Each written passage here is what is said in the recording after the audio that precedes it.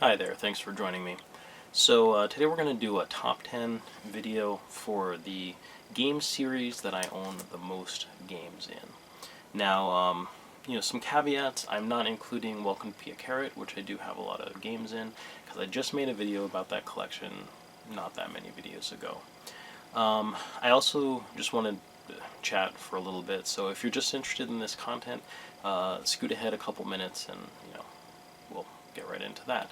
But, I just want to say a couple things. One is we've been having fun with Pokemon Go over on Patreon, so that's been a lot of fun. I did abruptly stop posting daily videos to Patreon, mostly because I've started to cool off a bit on Pokemon Go. I do have, I don't know, a week or more worth of Pokemon Go videos on my tablet, which I need to transfer over, get those posted. I am going to post those, so look forward to those. But it's cold out. It's not nearly as, nice to go out and play Pokemon Go. I'm not going to stop playing Pokemon Go, so to speak, but, probably I'm going to cool off on it for the winter. Maybe start it up again, come springtime, something like that. I don't know. It's been a great excuse to get outside and walk, so that's been super healthy for me. That's another thing, too, is my mental health is not very good right now. So I am trying to do things that are good for my mental health. One thing I noticed is my attention span had gotten really, really short. And partially this video was inspired by Leo the Funny Nerd just posted a pickups video, and it was like almost an hour long, and that was great. I really enjoyed watching that. So, that's a thing where it's like I don't want to edit or cut this video to be extra short or keep your attention, throughout the whole thing or something like that. Like I don't even know that that's a healthy thing. I watched what is it, Gourmet Makes? Claire tries to remake gourmet versions of, like, snacks and candies and stuff like that. But I was watching how it was cut, and it was cut like for someone with no attention span. You know what I'm saying? That's how it felt to me. It was almost a little intense, this last video that I watched, and I just don't know that this stuff's healthy. And I'm not trying to like lecture you guys. It's just I'm really sensitive to this stuff because I'm not doing super great, and when things aren't really healthy for me, like I notice it right away. So I'm trying to just focus on doing things that are good for my mental health. So let's go ahead and take a look. So one of the first series here that I have a bunch of games in is Raiden. I like shoot 'em ups. I've made a few videos about shoot 'em ups in the past, 4, 5, 6 months. Raiden is super cool. This is a Jaguar version. This port kind of got me back into shoot 'em ups. We've got Raiden Project, which is Raiden 1 and 2 on the PlayStation 1, Raiden 3, Raiden 4, Raiden Fighter's Aces, and Raiden 5. Good little collection there, and these, they're just fun. I've played all of those games. I've beaten most of those games. And it's just a shoot 'em up series I really like, so I got a number of games in that series. Next up is Tokyo Extreme Racer. Now this is something that I ended up getting for my complete Dreamcast collection, and that's another caveat actually. These collections are all ones that I've gotten because I think that the games seem like something I would like and are fun to play, even ones that I've barely or pretty much played none of the games in. Tokyo Extreme Racer 2, also for the Dreamcast. And I think what got me into this, though, wasn't really my Dreamcast collection, but it was the Wangan Midnight game that I played on PlayStation 3. And that kind of made me realize, oh, this developer, Genki, has been making these, like, Japanese street racing games, and they kind of got lost in the shuffle with other stuff like Midnight Club and Need for Speed Underground and stuff like that. They sort of faded into the background for me. So once I realized what they were, I'm like, oh, I should get these. I got Tokyo Extreme Racing 3, Tokyo Extreme Racer Zero, Tokyo Extreme Racer Drift 1 and 2, and even Import Tuner Challenge, which I actually didn't look up. My assumption is this is actually in that same series. It's like Shutoku series, something like that. The same Japanese series that is Tokyo Extreme Racer. But I don't know for sure, but this is developed by Genki. It's at the very least spiritually in the same series. And yeah, I've barely played any of these at all. Mostly, you know, these PlayStation 2 games, they were like $5 each. You know, like I said, once I realized what they were, I was just like, oh, I'm gonna go get these, and it wasn't a big financial, you know, expenditure. My eyes might have been a little bigger than my stomach for this particular series, but it just looks cool. Next up, we have, I guess, this here, which is the Rhapsody series, or the Marl Kingdom series. So this is Nippon Ichi. Before they had a US branch, or North American branch, Atlas released Rhapsody. Definitely have played this. It's one of my favorite games ever. Because of that, I of course have gotten the sequel. This is the Little Princess, a Marl, the puppet princess of Marl Kingdom. That's the sequel. You also have Tenchi no Present. This is a Marl Kingdom story. So those are all kind of direct sequels. We also have some kind of spin-off games here. This is Marl de Jigsaw, which I've done a gameplay spotlight video on. It's a jigsaw puzzle game, which is actually really cute and fun. And Marl Jong, which is a mahjong game, which, you know, still not very good at mahjong, so I don't know if I'm gonna enjoy that a lot. But I love that whole atmosphere. It's very cute. Really, the game I've played the most on that out of those is Rhapsody, and that puzzle game, which is quite a bit of fun. So I'd like to dig into some of the other ones a little bit more. But that leads kind of directly into the Disgaea series as well. Those are very much, in terms of the style, the artwork, the sprites, the music, very much the predecessors to the Disgaea series. So if you like Disgaea, definitely recommend checking those out. But we have Disgaea 1, Hour of Darkness, Disgaea 2, Cursed something, Memories, yeah. Disgaea 3, Absence of Justice. Disgaea 4, A Promise Unforgotten. And Disgaea D2, A Brighter Darkness. Additionally, we have Disgaea Infinite on the PSP, which I talked about in my PSP collection. That's a visual novel, so to speak. And this here, which is a collection of 3, 4, and D2. Now, with these, it really started off with Disgaea 1. My buddy was playing that, though. And so I ended up watching him play a lot of that, probably some of Disgaea 2. I didn't really get those games myself. I mostly just watched my buddy play them. Once I got a PlayStation 3, I picked up Disgaea 3 for myself, and I beat this. A lot of fun. There's tons and tons of, like, sort of post-game content in this. You can go super crazy with it. So I didn't go nuts with this, but I did play quite a bit of it. It's very good. And, you know, because of that, I kind of went back and got the PS2 ones. I was like, figured I'd get around to playing them at some point. And same thing with, like, 4 and D2. I was just sort of like, oh, like, yeah, I'll play 4, but I never really got into it. Not like I got into 3. So that's another one where, like, one of the games was, you know, very much something that I got into, and the other ones I kind of just got because I liked that so much. Next up, we have the You-dota series on PlayStation and PlayStation 2. I've mentioned these before. This is Double Cast, the first in the series. These feature a lot of animation, you know, sort of cell-style anime by Production IG, I believe, yeah. And Orekan just played this and did a little article about it on his J-Hipster blog. I'll put a link in the description. I recommend that you guys check that out. You know, and he was recommending to me too that this is a pretty easy play, or pretty quick play, like probably only take a couple hours to play through a route, so I might give this a try. I actually did give this a try. I threw this in a couple nights ago or something. Played a little bit of it, but I might just play some of it for myself, or maybe I'll try to post some gameplay for you guys. I don't really know.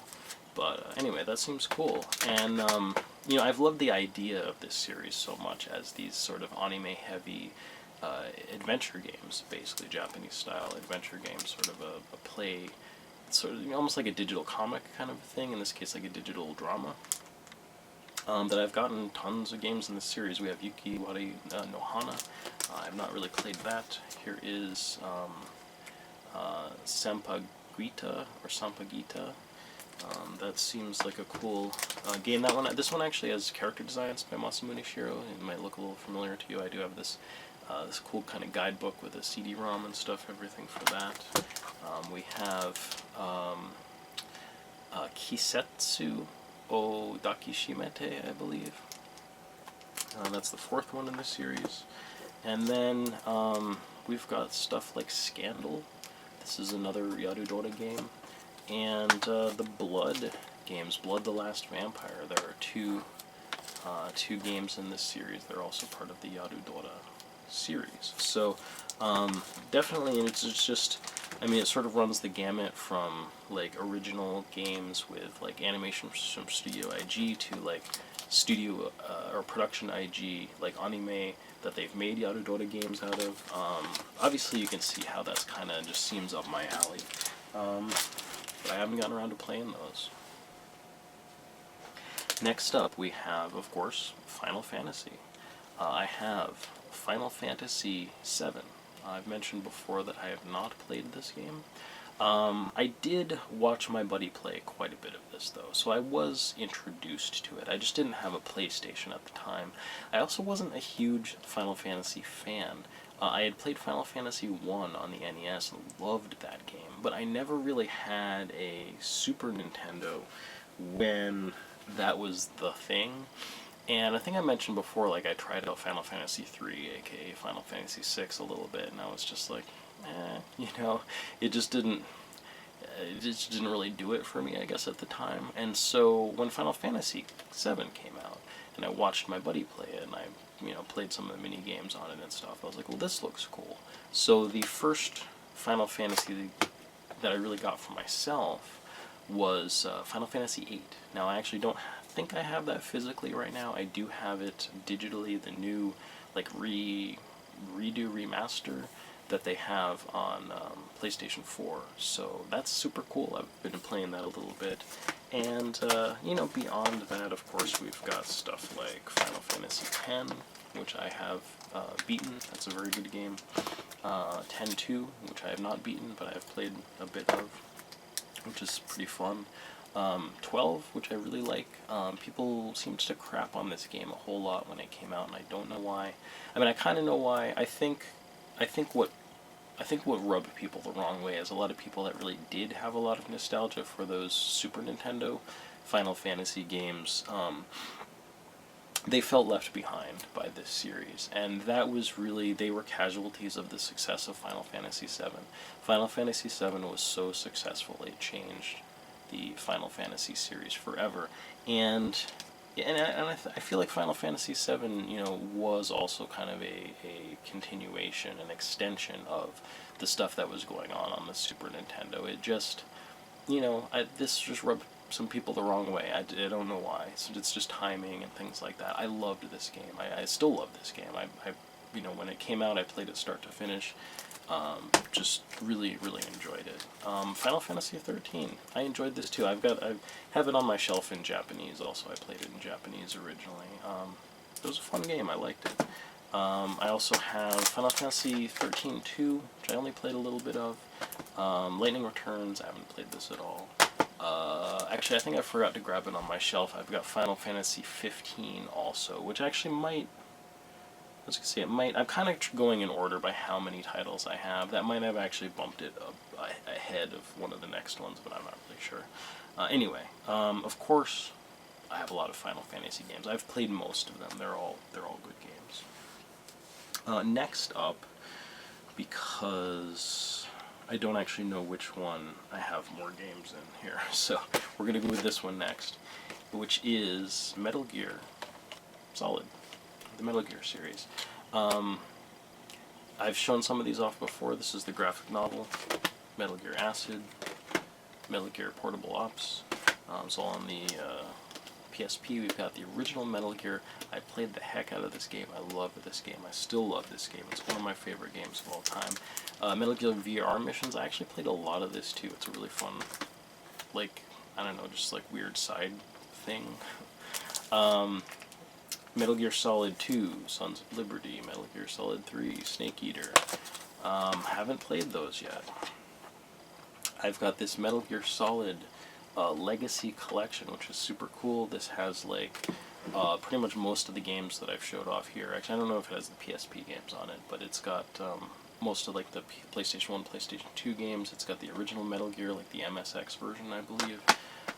That's pretty cool, and I've got like a special edition here of 4. I didn't go out of my way to get this, it was used at a GameStop, and so I just figured I might as well get the special edition. It just has some sort of extra like Blu-ray, and I don't even know, I don't even think I've watched this. It's probably like the cutscenes, I have no idea, I'm just speculating. It could be anything. Yeah, so Metal Gear, you know, I don't have the 5th one. It's one of those series, this has kind of been on my pile of shame for quite a while, because I loved that first game so much that I just got a bunch more games for it. Now these, again, are all pretty much games I got used, you know, so it wasn't like I didn't dump tons and tons of money into this series and then not play any of the games. But, yeah, it's just one of those things, you see them cheap at a used game store and you can't help but get them because you're like, oh, I will play this someday. I haven't played them yet. Next up, we have the Atelier series. Now, this is Atelier Marie Plus. Don't quite know. I think this was the first in the series. Correct me if I'm wrong. But I always thought that these just looked super charming and interesting. I was always frustrated by the fact that these are in Japanese and it was, you know, harder for me to play them. And I wanted to know what everyone was saying. This was sort of like a candidate for like something I probably would have tried to fan translate at one point. As it turns out, sort of before I had a chance to do that, one, they started releasing the PlayStation 3 games. Two, someone else fan translated this. So, and I still haven't played that fan translation, which is a bummer. That should have been on my, you know, fan translations that I should play video I did a little while ago. But yeah, so I mean, they even talk about it on here like it's a new, it's a new style of RPG. So you basically it's a simulation kind of running your own alchemy shop, sort of like an item shop in an RPG. But you actually go out into the field, you collect ingredients, you come back, you make potions and things like that. The premise just sounded super great, and you know, they did do some Atelier games on the PlayStation 2, but it was really the PlayStation 3 games that got me kind of jazzed again for the series. So I picked this up, of course. This is Rorona, Alchemist of Arland. I think this was the first PlayStation 3 version, and I played some of that. It's fun. I didn't go nuts with it, I guess, and unfortunately, or fortunately, depending, they annualized this series. So they did do a plus version of it, of this first game, that has kind of like enhanced graphics. I think that might have been after they did some of these sequels. So you had Atelier Totori, I think was the follow-up to that. You've got Atelier Aisha, you've got Atelier Merudu, you've got Atelier Shaley, you've got Atelier Estra and Logi. They went nuts with it, and you know, again, it's just one of those things where I'm like out at a game store and I'm like, oh, this was like, you know, $15 for this, maybe I'll just pick it up. Of course, too, this was really during a time when I had money to buy games, and I was really into collecting, you know, games too, so I couldn't help it, but I haven't played any of those. There is this 3-game collection, which I picked up too. They're still coming out with these. There's PlayStation 4 games. This one I got super cheap, Atelier Sophie. I think I got this for like $10. But you know, again, it's like, it's all well and good, but I haven't played those yet, so I don't know. There's $10 that is just sitting there, but yeah, you know, I might really sit down and dig into, you know, at least another one of those, or maybe even the first one, and just finish that up. I think it's cool that they found a home on the PlayStation 3, that they were successful enough to, you know, kind of annualize the series, but, you know, who knows. I definitely need to check those out a little bit more. Now, into some series, this last couple series here, these are both series I've played tons and tons of the games in, so after we've gotten through some of these ones that I've barely played any, we have Hyperdimension Neptunia. I was just super on board with the premise of this. I thought it was really fun when it came out. I knew that it was like kind of anthropomorphized versions of the video game consoles and sort of the console war. You know, I just thought it was a wonderful premise for a game, and it's great. I played some of this first game. It's fun. You know, it's a little rough around the edges, but I don't think that there's you know, there's too much to complain about with it. It came in this originally like this kind of special edition of it. It's got like a deck of cards and like other stuff. I kind of forget what all is in there, but it's you know, it's a cool game. I didn't end up. This is the game. I didn't end up finishing this, and what happened was they came out with a sequel before too long. So by the time the sequel came out, I was like, well, let me just play that. So I finished this, really, really loved it, and I think that just made me a fan of this series. It's of course, you know, continued on. You've got Hyperdimension Neptunia Victory. You have Neptunia Victory 2. You've got I think I got the special edition for Victory here with a lunchbox and stuff like that. You've got all kinds of PSP, sorry, not PSP, PlayStation Vita titles that came out in this series. So you have like the remakes of those games, so Rebirth 1, Rebirth 3. I don't have Rebirth 2, I should probably get that if I care about having it for a collection. And then you have like spin-off games, and there are quite a few. You've got Super Dimension Neptune versus Sega Hard Girls. You've got Hyperdimension Neptune Producing Perfection, which I also have a kind of limited edition for. You've got Neptune U, which is like an action game. Mega Tag Mention, Blonde and Neptune versus Zombies, which is the sequel to Neptunia U. You've got Hyper Devotion Noir, Goddess Blackheart, which I also have the Japanese version. In fact, I have the special edition of that as well. I don't know where it ended up. I guess it's over here. Came with a little figurine of Noir and stuff like that, so you can tell like I really got into this series, and what's so great about it is really just the characters. You know, you just what was it somebody said that it's like they're like your friends, you know. So because you feel like these characters really are your friends, you just want to spend more time with them in their video games, and that's how it feels. I don't know, they just made such a charming cast of characters that it's hard to get enough of Neptunia. Now, I think I might have missed I might have missed Four Goddesses Online. I have this as well. That did end up coming out here, and there's a new game developed by a Western developer that just came out not too long ago, which I still haven't gotten. But I love the Neptunia series. It's really great, and yeah, you know, I recommend anybody give it a try. But you know, I guess you do have to have a certain tolerance for and fondness of, like, you know, games that are kind of character centric, I suppose. And next up, the series that I easily have the most games in. I think you guys would know what this is, but I mean, you know the series, but would anticipate what it's going to be. Resident Evil, of course. So this is just ridiculous. So I've got a long box, of course, of Resident Evil 1.